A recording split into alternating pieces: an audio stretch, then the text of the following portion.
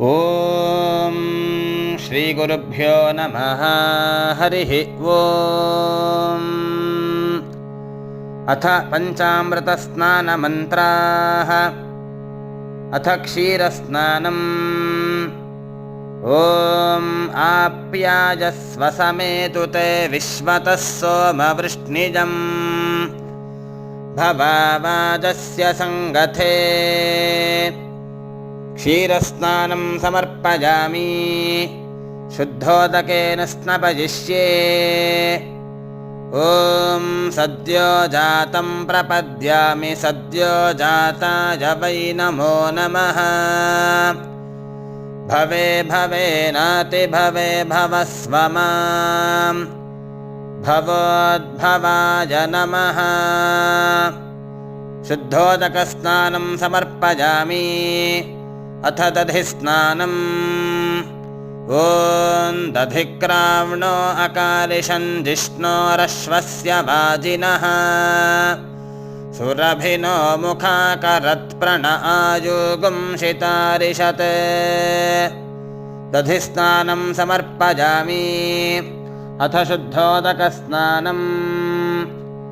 ವಾಮದೇವಾಯ ನಮೋ ಜ್ಯೇಷ್ಠಾಯ ನಮಃ ಶ್ರೇಷ್ಠಾಯ ನಮೋ ರುದ್ರಾಯ ನಮಃ ಕಾಲಾಯ ನಮಃ ಕಲವಿಕರಣಾಯ ನಮೋ ಬಲವಿಕರಣಾಯ ನಮೋ ಬಲಾಯ ನಮೋ ಬಲಪ್ರಮಥನಾಯ ನಮಃ ಸರ್ವಭೂತದಮನಾಯ ನಮೋ ಮನೋನ್ಮನಾಯ ನಮಃ.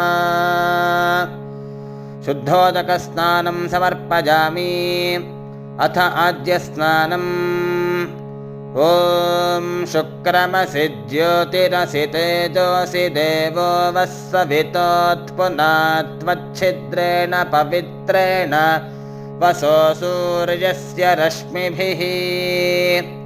ಆದ್ಯಸ್ನಾನಂ ಸಮರ್ಪಯಾಮಿ. ಅಥ ಶುದ್ಧೋದಕಸ್ನಾನಂ. ಓಂ ಅಘೋರೇಭ್ಯೋऽಥ ಘೋರೇಭ್ಯೋ ಘೋರಘೋರತರೇಭ್ಯಃ ಸರ್ವೇಭ್ಯಃ ಸರ್ವಶರ್ವೇಭ್ಯೋ ನಮಸ್ತೆ ಅಸ್ತು ರುದ್ರರೂಪೇಭ್ಯಃ. ಶುದ್ಧೋದಕಸ್ನಾನಂ ಸಮರ್ಪಯಾಮಿ. ಅಥ ಮಧುಸ್ನಾನಂ. ಓಂ ಮಧುವಾತಾಋತಾಯತೆ ಮಧುಕ್ಷರಂತಿ ಸಿಂಧವಃ ಮಾಧ್ವೀರ್ನಃ ಸಂತ್ವೋಷಧೀಃ ಮಧುನಕ್ತಮುತೋಷಸಿ ಮಧುಮತ್ಪಾರ್ಥಿವಗುಂ ರಜಃ ಮಧುದ್ಯೌರಸ್ತು ನಃ ಪಿತಾ ಮಧುಮಾನ್ನೋ ವನಸ್ಪತಿರ್ಮಧುಮಾಗುಂ ಅಸ್ತು ಸೂರ್ಯಃ ಮಾಧ್ವೀರ್ಗಾವೋ ಭವಂತು ನಃ. ಮಧುಸ್ನಾನಂ ಸಮರ್ಪಯಾಮಿ. ಅಥ ಶುದ್ಧೋದಕಸ್ನಾನಂ. ತತ್ಪುರುಷಾಯ ವಿದ್ಮಹೇ ಮಹಾದೇವಾಯ ಧೀಮಹಿ ತನ್ನೋ ರುದ್ರಃ ಪ್ರಚೋದಯಾತ್. ಶುದ್ಧೋದಕಸ್ನಾನಂ ಸಮರ್ಪಯಾಮಿ. ಅಥ ಶರ್ಕರಾಸ್ನಾನಂ. ಓಂ ಸ್ವಾದುಃ ಪವಸ್ವ ದಿವ್ಯಾಯ ಜನ್ಮನೆ ಸ್ವಾದುರಿಂದ್ರಾಯ ಸುಹವೀತು ನಾಮ್ನೇ ಸ್ವಾದರ್ಮಿತ್ರಾಯ ವರುಣಾಯ ವಾಜವೇ ಬೃಹಸ್ಪತಯೇ ಮಧುಮಾಂಗದಾಭ್ಯಃ. ಶರ್ಕರಾಸ್ನಾನಂ ಸಮರ್ಪಯಾಮಿ. ಅಥ ಶುದ್ಧೋದಕಸ್ನಾನಂ. ಈಶಾನಃ ಸರ್ವವಿದ್ಯಾನಾಮೀಶ್ವರಃ ಸರ್ವಭೂತಾನಾಂ ಬ್ರಹ್ಮಾಧಿಪತಿರ್ಬ್ರಹ್ಮಣೋಧಿಪತಿರ್ಬ್ರಹ್ಮಾ ಶಿವೋ ಮೇ ಅಸ್ತು ಸದಾಶಿವೋ. ಶುದ್ಧೋದಕಸ್ನಾನಂ ಸಮರ್ಪಯಾಮಿ. ಅಥ ಫಲಸ್ನಾನಂ. ಓಂ ಯಾಃ ಫಲಿನೀರ್ಜಾ ಅಫಲಾ ಅಪುಷ್ಪಾಯಾಶ್ಚ ಪುಷ್ಪಿಣೀಃ ಬೃಹಸ್ಪತಿ ಪ್ರಸೂತಾಸ್ತಾನೋ ಮುಂಚನ್ತ್ವಗುಂಹಸಃ. ಅಥ ಗಂಧೋದಕಸ್ನಾನಂ. ಗಂಧದ್ವಾರಾಂದುರಾಧರ್ಷಾನ್ ನಿತ್ಯಪುಷ್ಟಾಂಕರೀಷಿಣೀಂ ईश्वरीगुं सर्वभूतानां तामिहोपह्वये श्रियम् अथ पुष्पस्नानम् योपां पुष्पं वेद पुष्पवान् प्रजावान् पशुमान् भवति चन्द्रमा वा अपां पुष्पम्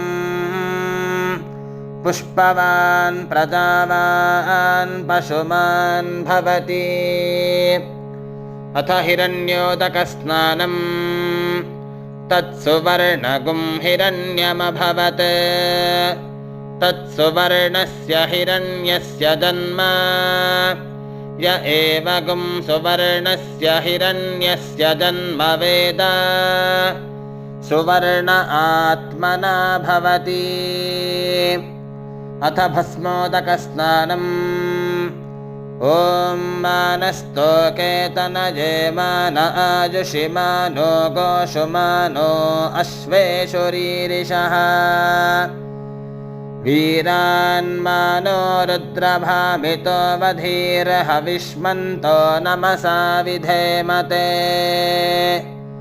अथ दूर्वोदकस्नानम् काण्डात् प्ररोहन्ति परुषः परी एवानो दूर्वे प्रतनुसहस्रेण शतेन च अथ शुद्धोदकस्नानम् ॐ तच्छंयोरावृणीमहे गातुं यज्ञपतये दैवी स्वस्तिरस्तु नः स्वस्तिर्मानुषेभ्यः ऊर्ध्वं जिगातु भेषजम् शन्नो अस्तु द्विपदे शञ्चतुष्पदे ॐ शान्तिः शान्तिः शान्तिः हरिः ॐ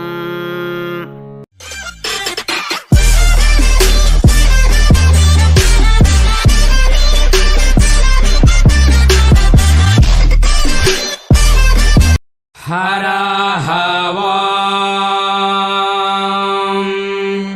यद्भक्तिलेश सम्पर्कात् परमानन्दसम्भवः तस्मै ते चरणाब्जाय पाद्यं शुद्धाय कल्पये लिङ्गरोपणे श्रीसाम्बाय नमः पादयोपाद्यं समर्पयामि मूलेन शुद्धोदकेन स्नापयामि तापत्रयहरं दिव्यं परमानन्दलक्षणम् तापत्रय विनर्मक्ये तवार्घ्यं कल्पयाम्यहम् लिङ्गरोपणे श्रीसाम्बाय नमः अर्घ्यमर्घ्यं समर्पयामि मूलेन शुद्धोदकेन स्नापयामि वेदानामपि वेदाय देवानां देवतात्मने आचमनं कल्पयामि शुद्धानां सिद्धिहेतवे लिङ्गरोपणे श्रीसाम्बाय नमः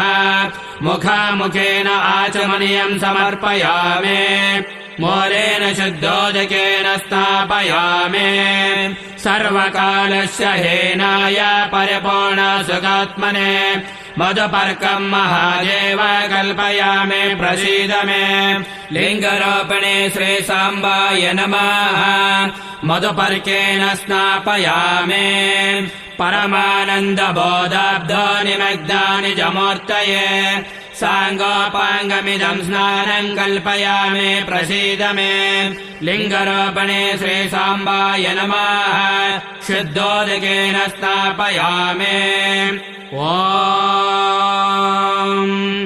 आप्यायस्व समेतो ते विश्वतः सोमरश्मियम् भवावाजस्य सङ्गते लिङ्गरोपणे श्रीसाम्बाय नमः क्षीरेण स्नापयामि ईशानमन्त्रेण शुद्धोदकेन स्नापयामि ॐ दधिक्रावणा अकारिषम् जिष्णुरस्वस्य वाजिनः सुरभिनो मुखाखरत्प्रण आयंसितारिषत लिङ्गरोपणे श्रीसाम्बाय नमः दद्नास्थापयामे